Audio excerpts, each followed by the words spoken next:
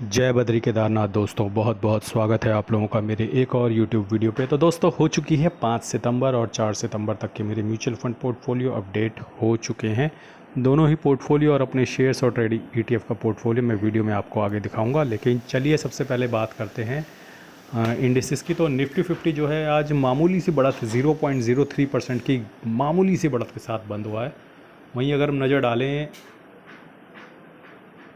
Mid cap 50 तो 0.14% की बढ़त के साथ बंद हुआ है। मिड कैप 100 0.20% की बढ़त के साथ बंद हुआ है। अब मिड कैप 150 0.07% की बढ़त के साथ बंद हुआ है। तो तीनों ही इंडेक्सेस मैं आपको क्यों बताता हूँ, क्योंकि कभी कभी क्या होता है कि आपका अगर कोई इंडेक्स फंड है तो इन तीनों में से ही किसी इंडेक्स को फॉलो करता होगा मिड कैप वाला, और अगर आपके एक्टिव फंड है तो वो ऊपर नीचे हो सकते हैं। वो ऐसा भी हो सकता है कि थोड़ा नीचे चले जाएं या थोड़ा ऊपर चले जाएं इससे। तो इसीलिए मैं आपको तीनों इंडेक्सेस बता देता हूँ। यही मेजर 3 इंडेक्सेस हैं जिसको मिड कैप के इंडेक्स फंड फॉलो करते हैं। उसी तरह स्मॉल कैप का जो स्मॉल कैप 100 है वो भी 0.19% की बढ़त के साथ बंद हुआ है। स्मॉल कैप 50 है वो हल्का सा नेगेटिव में क्लोज हुआ है, और स्मॉल कैप 250 जो है 0.23% की बढ़त के साथ बंद हुआ है। तो जो लोग इंडेक्स फंड लेते हैं, आई एम 100% श्योर कि उनका आज पॉजिटिव में कुछ पैसा बनेगा म्यूचुअल फंड में, क्योंकि इंडेक्स ओवरऑल आप देखोगे तो large cap mid cap small cap मिलाकर ऊपर ही है। लेकिन जिनके एक्टिव फंड होते हैं, क्योंकि एक्टिव फंड कैसा ऐसा होता है कि उन्होंने जो पर्टिकुलर शेयर लिए हों शायद वो ना चले हों, तो वो नीचे भी हो सकते हैं और ऊपर भी हो सकते हैं। ठीक है, तो एक्टिव फंड में आज टच एंड गो है, लेकिन फिर भी मेरी गट फीलिंग कहती है कि आज पॉजिटिव में क्लोजिंग होगी और अच्छी क्लोजिंग होगी पॉजिटिव में आज। ठीक ठाक, बहुत ज़्यादा नहीं बनेगा लेकिन ठीक ठाक पॉजिटिव बन जाएगा आज हमारे पोर्टफोलियोज़ में। आइए अब चलते हैं अपने FIDI के बाय सेल के डेटा के। जो भी इंपॉर्टेंट चीज़ें हैं जो आपको जाननी चाहिए वो मैं आपको बताता हूँ। ठीक है, तो FI ने जो है कल 106 करोड़ की सेलिंग करी है, जिसके अगेंस्ट 2200 करोड़ की बाइंग हमारे DI ने करी है। तो FI ने अभी भी बाय करने का उनका मूड नहीं है। वजह मैं आपको हर वीडियो में बता रहा हूँ कि जब तक ये जो अपना रुपी अगेंस्ट डॉलर स्ट्रांग नहीं होता वो लगातार बाइंग सेलिंग ही करते रहेंगे। और ऊपर से एक न्यूज़ आज निकल कर आ रही है कि ट्रम्प चाचा बोले हैं कि हमने अभी तक इंडिया के IT सेक्टर को नहीं छोड़ा, तो अब हम उसे भी पनिश करेंगे। तो बेसिकली वो ये बोल रहे हैं कि जो भी सर्विसेज US लेता है उस पर भी टैरिफ लगेगा, लेकिन उसकी वजह सिर्फ इंडिया ही है, क्योंकि उनको पता है कि सर्विस सेक्टर जो सर्विसेज इंडिया देता है वो बहुत लार्ज है in comparison to other countries. तो उन सर्विसेज पे भी अब टैरिफ लगाने की बात चल रही है। सिर्फ न्यूज़ निकल कर आई है, अभी तक कोई फैसला नहीं हुआ है, लेकिन इतने में ही दस्त लग जाते हैं हमारे मार्केट को अगर न्यूज़ भी आ जाए। तो आज आपने देखा होगा कि सुबह 2-2.5% जो था IT इंडेक्स डाउन हुआ पड़ा था, और मैंने मौका देखते ही चौका मारा और मैंने कुछ IT20 खरीद लिए 5-6 क्वांटिटी जब वो 2% डाउन था, और उसके बाद वो थोड़ा रिकवर भी कर गया, लेकिन मैंने सही मौके पे चौका भी मार दिया और कुछ IT20 मैंने खरीद लिए।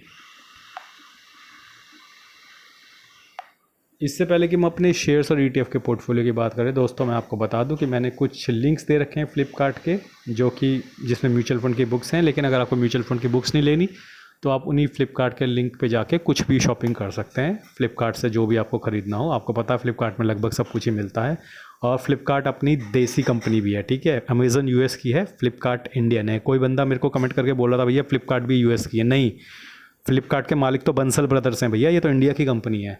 तो अगर शॉपिंग करनी हो आगे भी या दिवाली में भी, तो एक चीज़ याद रखना कि मास्टर का लिंक यूज़ करना है फ्लिपकार्ट का, और फ्लिपकार्ट से शॉपिंग करनी है, अमेज़न से नहीं करनी है। ठीक है, अमेज़न US का है, फ्लिपकार्ट इंडियन है। बाकी मैंने, अगर आप अपनी मोबाइल स्क्रीन में टैप करोगे तो लेफ्ट साइड बॉटम में आपको व्यू कोड या प्रोडक्ट कोड करके कुछ ऐसा लिंक दिखेगा, उसके अंदर आपको फ्लिपकार्ट के लिंक मिल जाएंगे। बस उस फ्लिपकार्ट के लिंक में घुस जाना, फिर कुछ भी बाय कर लेना। ज़रूरी नहीं म्यूचुअल फंड की बुक्स ही बाय करनी है, वो आपकी इच्छा है।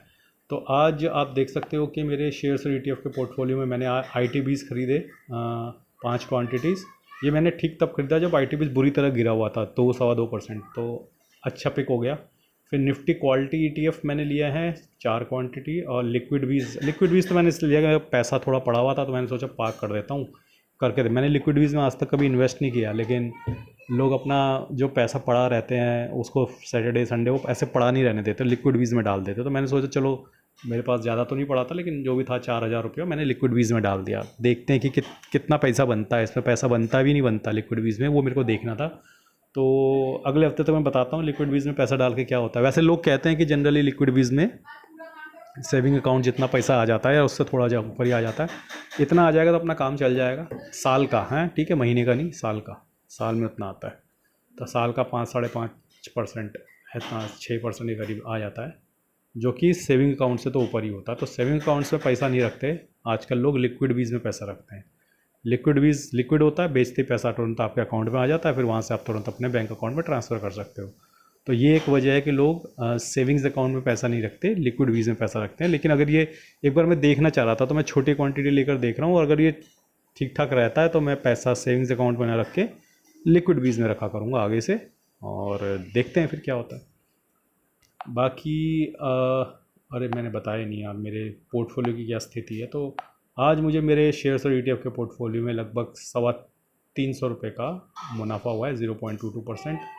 और फार्मा बीज भी फ्लैटिश सा रहा। IT बीज देखो 1.38% गिर गया, लेकिन एक टाइम पे IT बीज जो है 2.1% या 2.2% गिरा हुआ था, मैंने उस समय IT बीज ले लिया था।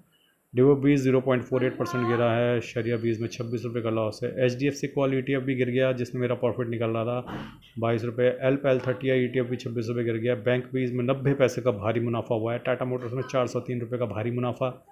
ICICI BT2 में 3 रुपये का गिर गया। टॉप 10 ऐड ETF 22 रुपये। Nifty quality 26, genus power 42, aircon 106 का मुनाफा दे गया।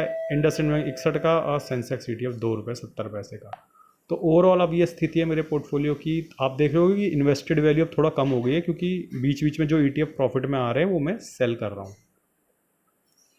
तो 1,63,000 इन्वेस्टेड वैल्यू है, 1,44,000 जो करंट वैल्यू मेरे पोर्टफोलियो की। बाकी जो मैंने शेयर्स और ETF कल खरीदे थे वो अभी तक मेरे पोर्टफोलियो में नज़र नहीं आ रहे, क्योंकि आज सेटलमेंट हॉलीडे है, आज भी और मंडे को भी। आज कुछ ईद वीद है, तो इस वजह से सेटलमेंट हॉलीडे है, तो वो चीज़ें अभी तक मेरे पोर्टफोलियो में नज़र नहीं आ रही है, तो ये पोर्टफोलियो वैल्यू बढ़ जाएगी। तो फार्मा बीज जो है अभी फ्लैटिश सा है। IT बीज में मुझे 1.5% का नुकसान हो रहा है। डिवॉप बीज में मुझे 2.5% का नुकसान हो रहा है। शरिया बीज में फ्लैटिश है। HDFC कॉल ETF में ये बेचारा एक टाइम पे ये परसों 4.25% के प्रॉफिट तक पहुंच गया था, लेकिन अब ये गिर के 2.5% के प्रॉफिट में आ गया। तो इसीलिए मैं बोलता हूँ कि एक बार 4 के ऊपर निकल जाता है ना, 4-4.5% के ऊपर, फिर मैं उसको 4% के नीचे नहीं आने देता। लेकिन ये 4%, 4.25% छूते ही फिर नीचे आ गया था।